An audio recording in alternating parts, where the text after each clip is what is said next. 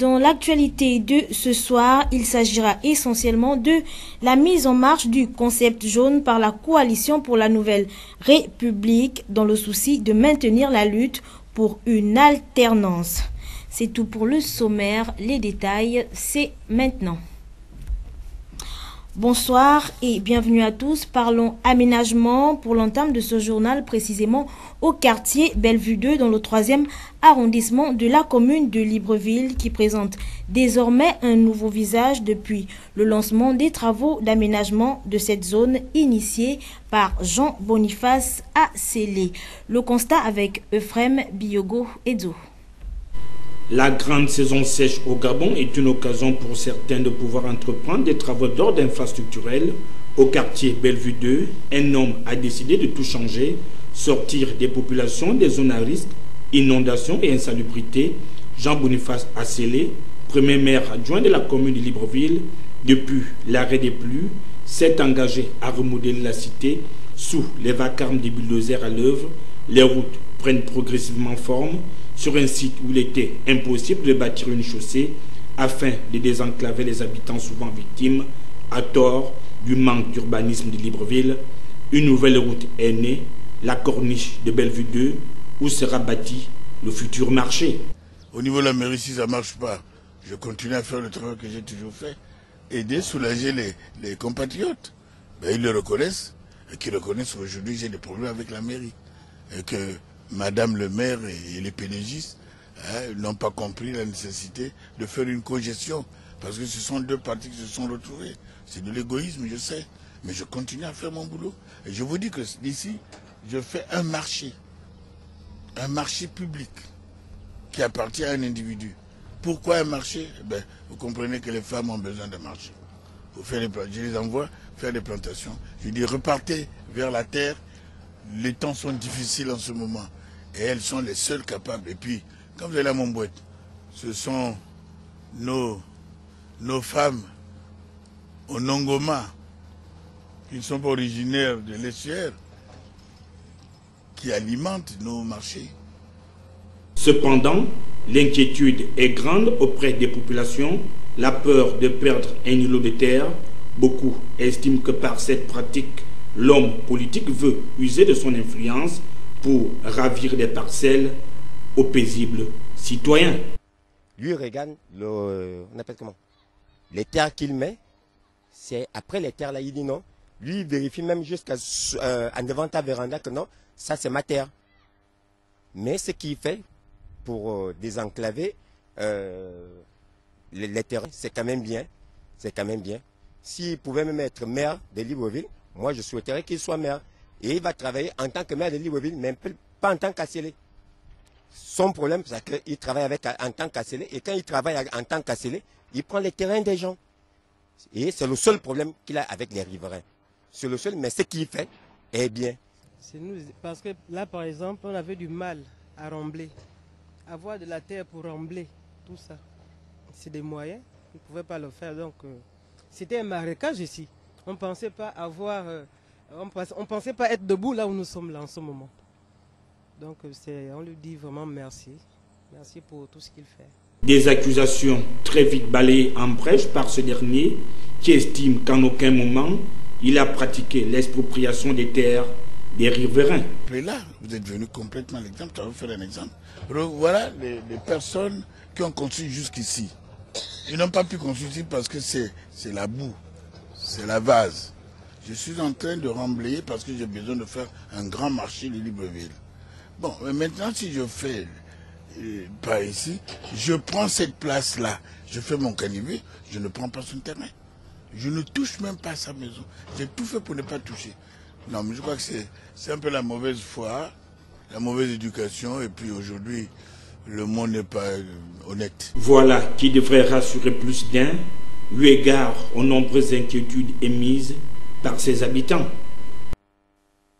En éducation, la phase écrite du baccalauréat a connu son épilogue. Toutefois, des interrogations subsistent sur la validation ou non de cette année scolaire, ce qui ne serait envisageable qu'à l'effet de l'interprétation des éléments scientifiques et académiques caractérisant une année scolaire, lesquels éléments soulevés et interprétés ici par Arnaud Mbabokung dans cette analyse.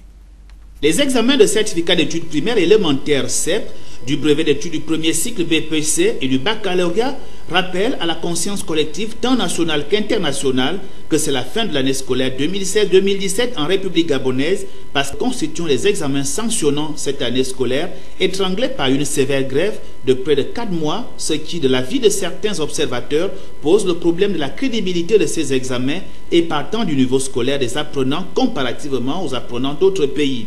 En effet, la crédibilité et le niveau des élèves ne s'apprécient pas par la seule opinion que quiconque peut avoir sur la question, mais elle est plutôt le corollaire, sinon la lecture, voire l'interprétation objective des éléments scientifiques ou académiques qui caractérisent une année scolaire.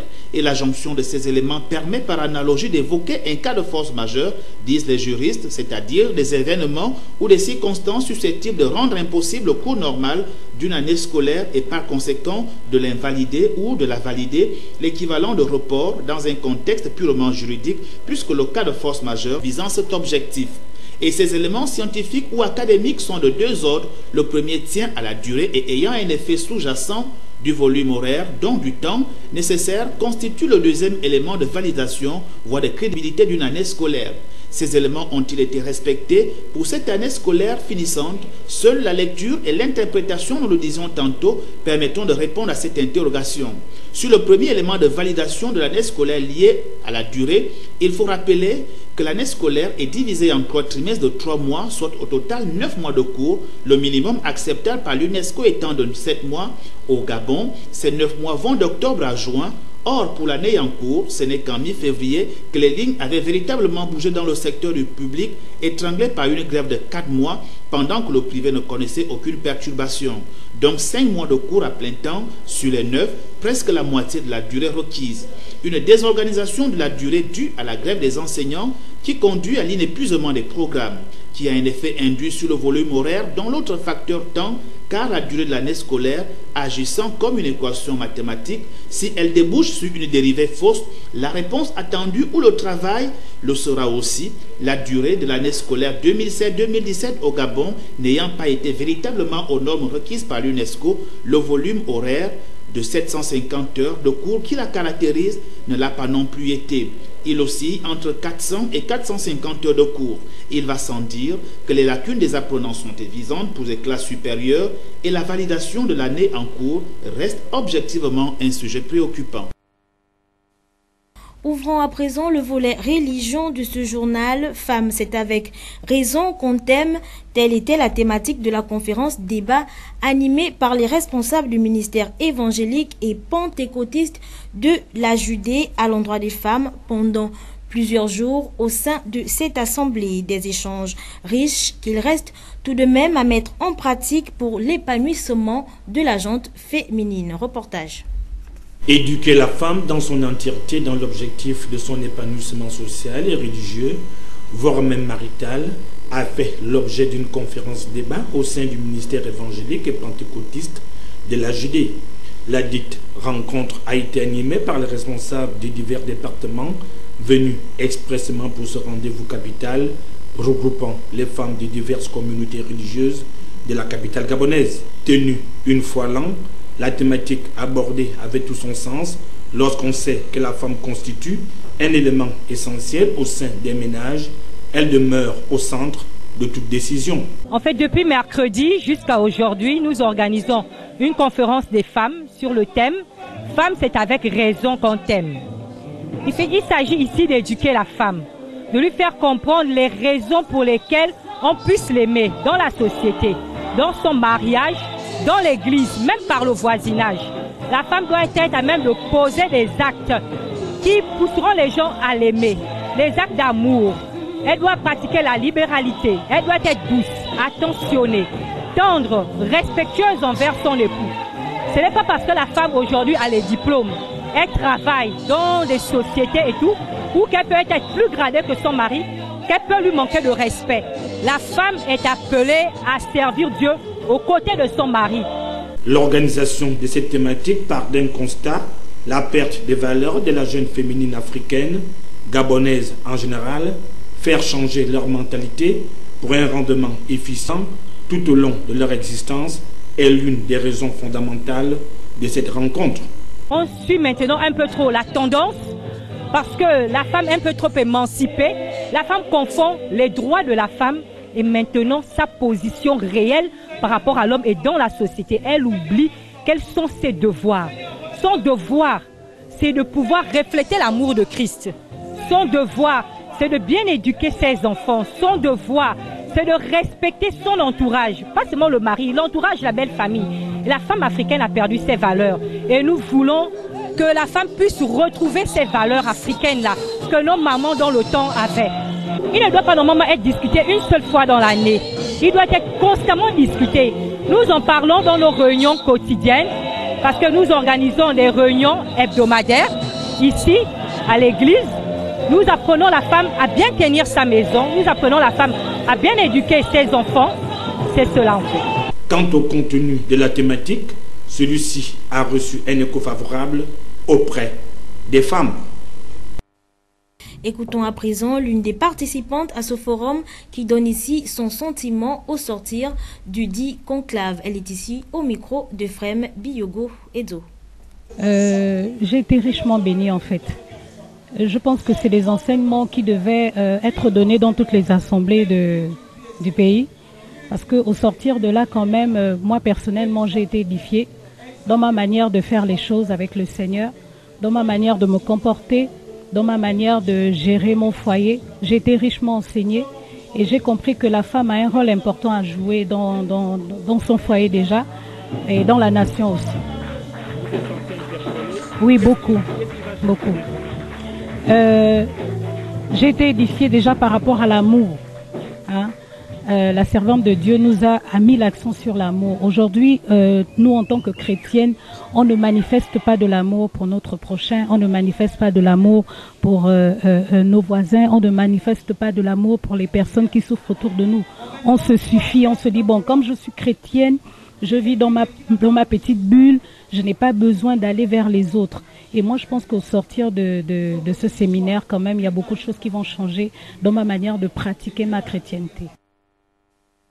Pendant ce temps, certains chrétiens, malgré plusieurs années de conversion à Christ, préfèrent rester inactifs dans la maison de Dieu, ce qui a conduit notre équipe de reporters à s'interroger sur l'implication au service du Seigneur. À cet effet, retrouvons Inès Ngunga Mombo dans ce reportage. Dieu, dans son immense bonté, a doté l'homme en général des dons et talents. Mais force est de constater que nombreux sont ces chrétiens qui, malgré plusieurs années de conversion à Christ, préfèrent rester inactifs dans la maison de Dieu, oubliant la mission pour laquelle ils ont été envoyés non seulement sur terre, mais aussi dans ces différentes assemblées chrétiennes dont ils appartiennent. Dieu a donné aux uns les dons d'apôtres, pasteurs, docteurs, évangélistes et d'autres prophètes pour l'unité du corps de Christ. C'est cette particularité individuelle qui, rassemblée, donne une force à un ministère. Comment pourra-t-on sauver le monde si les uns sont assis pendant que d'autres sont debout pour œuvrer dans le cadre des intérêts du royaume de Dieu? La Bible déclare dans le livre de Matthieu, chapitre 28, les versets 19 à 20, « Allez, faites de toutes les nations des disciples, les baptisant au nom du Père, du Fils et du Saint-Esprit, et enseignez-leur à observer tout ce que je vous ai prescrit. Et voici, je suis avec vous tous les jours jusqu'à la fin du monde. » Un peu plus loin, il est écrit, toujours dans le livre de Matthieu, chapitre 6, au verset 33, « Cherchez premièrement le royaume et la justice de Dieu, et toutes ces choses vous seront données par-dessus. » Alors, chaque chrétien devrait comprendre qu'il est temps de se lever et travailler pour le Seigneur, ce qui passe nécessairement par l'adhésion des uns et des autres dans les différents départements que compte l'Église pour l'avancement de l'œuvre de Dieu. Car Dieu cherche des hommes et des femmes capables de le servir en toute occasion favorable ou non. Ouvrons à présent le volet politique de ce journal à travers la déclaration de l'Union nationale sur la prorogation des mandats des institutions qui n'ont pas pu être renouvelés à leur terme régulier. Un extrait de cette déclaration. Le national fait d'abord remarquer que la prorogation d'un mandat est une extension hors délai d'une nomination ou d'une délégation de pouvoir octroyée par un vote. Elle doit avoir un caractère exceptionnel et s'appuyer sur des bases légales incontestables. L'article 4, alinéa 4 de la Constitution, qui ne s'applique qu'aux institutions pourvues par élection, président de la République, députés, sénateurs, membres des conseils locaux, et non à celles qui le sont par nomination, comme le Conseil national de la communication ou le Conseil économique et social. Ces deux institutions sont soumises chacune à leurs lois organiques respectives qui ne mentionnent nullement la prorogation de leur mandat. L'Union nationale relève ensuite que la prorogation des mandats précités s'appuie sur les conclusions d'un dialogue politique. Or, les durées de mandat sont clairement déterminées par la Constitution. Il est donc inadmissible que la Cour constitutionnelle se fonde sur les conclusions d'un dialogue politique pour passer outre les dispositions claires et précises de la loi fondamentale. Le national répète que la prorogation des mandats des institutions exacerbe la crise gabonaise qui se transforme d'une crise politique en une crise de régime dans laquelle la Cour constitutionnelle joue un rôle dominant. Il ne fait plus de doute que les agissements de M. Ali Bongo Ondimba et la Cour constitutionnelle sont en train de mettre fin à ce qui pouvait rester d'état de droit au Gabon pour lui substituer un pouvoir autoritaire n'obéissant qu'à la volonté d'un seul homme. Je vous l'annonçais en titre, le samedi jaune est ce nouveau concept initié qui vient d'être mis en place par la coalition pour la nouvelle République visant à maintenir la lutte pour une alternance véritable. Retrouvons Euphrem Biyogo Edzo et Fleury Asseondo dans cet élément. Le président Jean Ping est l'homme à qui revient la charge, l'insigne honneur, comme dans toute démocratie, après une élection, de rassembler à la fois ceux qui ont voté pour lui et ceux qui n'ont pas fait le choix de mettre son bulletin de vote dans l'urne, c'est-à-dire ceux qui n'ont pas voté pour lui. Et nous devons tous dire ensemble que c'est cela la démocratie. C'est cela la démocratie. Parce que nous sommes là, réunis dans cette cour emblématique. C'est pour réclamer la démocratie. Le lien entre la couleur jaune et le président Jean Ping est que nous préparons son accueil, son retour au bercail.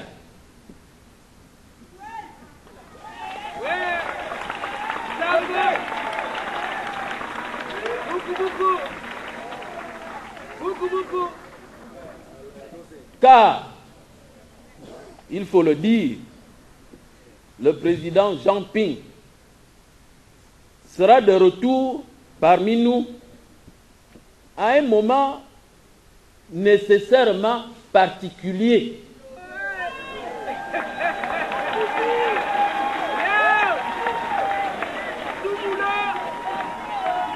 Un moment nécessairement particulier. Quel que soit ce moment, il sera particulier.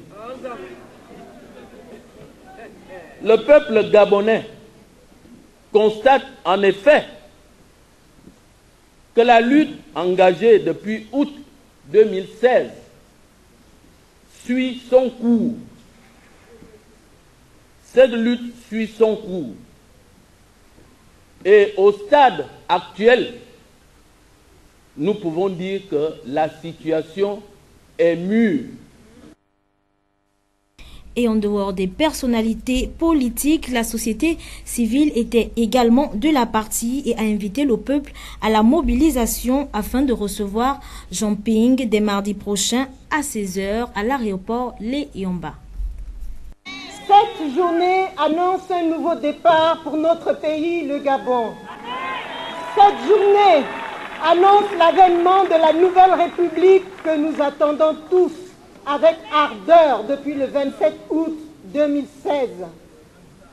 Parce que le moment est exceptionnel, permettez-moi d'ouvrir mon propos avec ces vers, pensés et écrits par un homme visionnaire, une personnalité qui aura inspiré à jamais notre République en chantant ceci.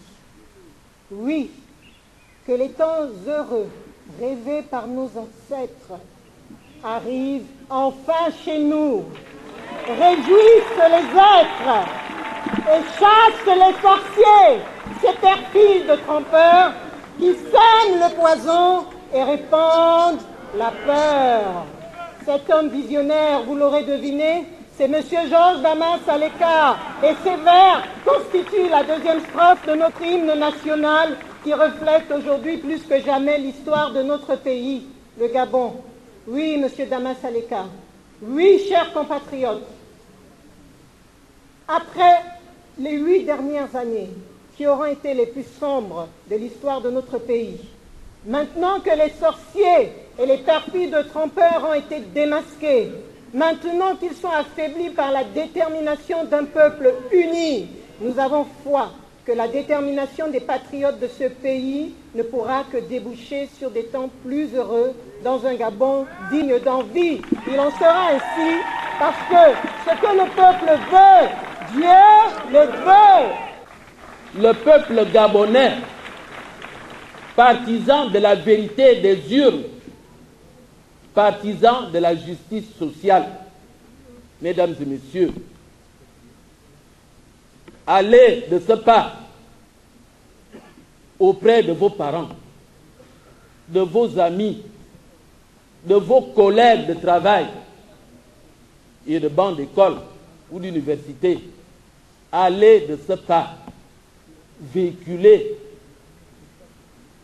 ces messages qui sont des messages, nous l'avons dit plus haut, symboliques, mais qu'il faut matérialiser. Le samedi jaune, on vous a dit ça en quoi ça consiste. La chaîne humaine,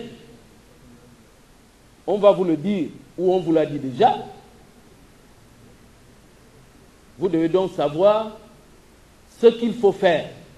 Donc mobilisez-vous pour l'arrivée de Jean Ping, je répète, j'insiste, le mardi 25 juillet 2017 à 16h.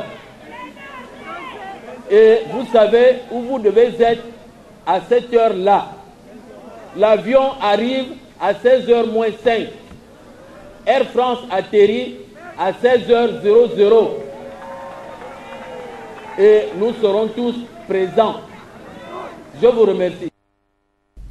Effectuons un bref tour à présent hors de nos frontières, notamment au Moyen-Orient, où des heurts ont éclaté vendredi à la suite des mesures de sécurité imposées à l'entrée des mosquées à Jérusalem. 3 Israéliens et 3 Palestiniens ont été tués. Le président palestinien a suspendu les contacts avec Israël. Presse internationale. Jusque tard dans la nuit, les fidèles musulmans se sont réunis près de l'esplanade des mosquées et des affrontements avaient encore lieu avec les forces de l'ordre. Ce vendredi, jour de prière pour les musulmans, a été marqué par de nombreux heurts. Les échauffourées ont fait 3 morts et une centaine de blessés à Jérusalem-Est. La police fait état d'une trentaine d'arrestations. Malgré la pression de la rue, les autorités israéliennes ne comptent pas reculer et ont même annoncé de nouvelles mesures de sécurité aux entrées menant à l'esplanade des mosquées.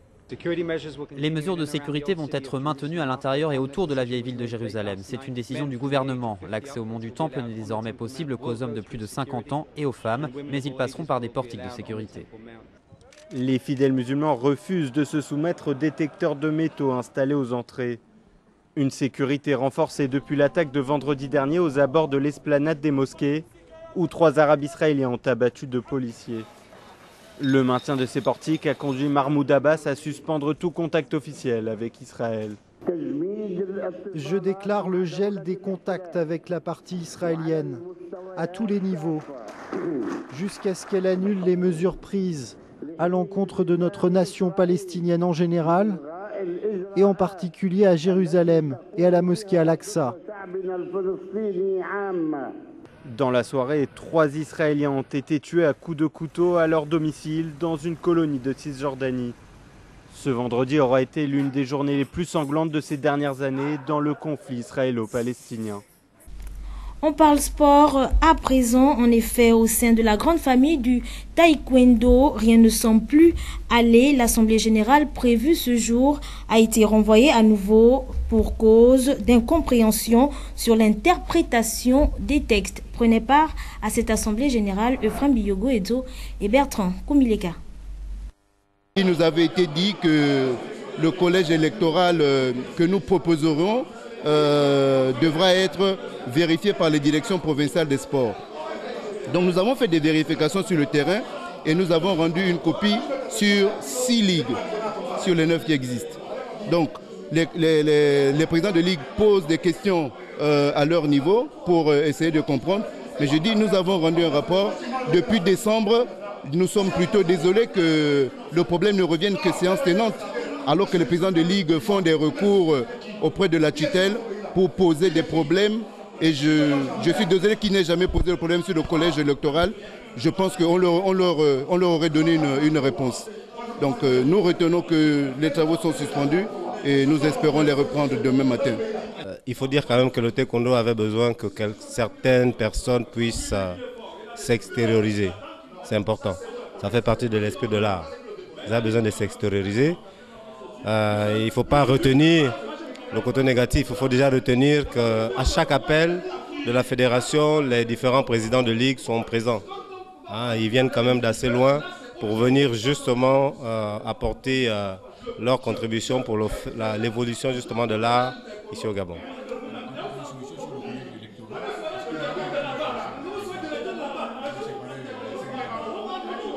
Vous savez, c'est une élection et le principe de l'élection est universel. Celui qui se sent lésé va forcément accuser une autre partie de ce qu'elle manipule soit le bureau électoral, soit le collège électoral. Donc depuis le 25 février 2017, on est sur ce problème de collège électoral qui a déjà été arrêté par la fédération. Donc les règles sont claires, on ne peut pas être une ligue si on n'a pas au moins 3 clubs dans la province. Et les ligues qui ont été mises de côté, pas qu'elles ne sont pas fonctionnelles, mais elles n'atteignent pas le quorum exigé. Et il faut accepter, justement, c'est une autre façon de leur demander de se mettre au travail. Nous militons tous pour l'expansion du taekwondo dans le Gabon tout entier. Là, nous sortons d'une assemblée générale qui a accouché d'une souris, parce que nous avions été convoqués pour une assemblée ordinaire de fin de mandat, afin que le bureau intérimaire puisse faire le bilan. Bien que l'ordre du jour ayant été fixé pour un bilan de 6 mois, nous avions écouté assez attentivement le président sortant, M. Mwenga Ondeme Augustin, mais le point d'achoppement a été sur le collège électoral qui devait délibérer lors de cette assemblée générale. Parce que les présidents de ligue se sont rendus compte que lorsque le président fédéral, M. Mwenga Ondeme, a été réhabilité, il y a eu violation de l'article 32 des statuts. Parce qu'il est allé dans certaines provinces destituer les présidents de ligue. Or, l'article 32 des statuts est assez explicite. Il dit que ce sont les membres de l'Assemblée générale qui donnent mandat au bureau fédéral de pouvoir organiser les élections dans une ligue. Place à l'expression libre. Quel est le nom du président du Sénat? Retrouvons Psaume Ayant et ses interlocuteurs dans cet élément. Quel est le nom du président du Sénat?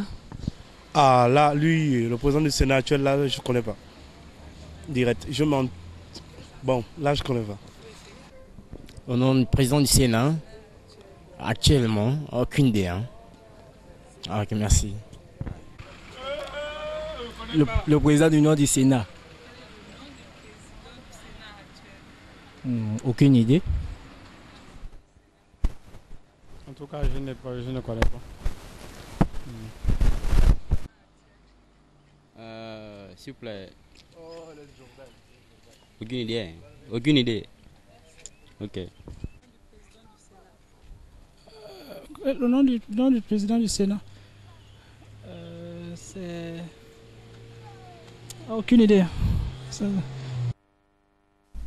C'est tout simplement Lucie Milebou Aubusson qui est depuis le 27 février 2015 la présidente du Sénat. Voilà, nous sommes arrivés au terme de cette édition d'information. Prochain rendez-vous de l'information, ce sera à 23 h, mais d'ici là, restez en compagnie de nos programmes. Bonsoir.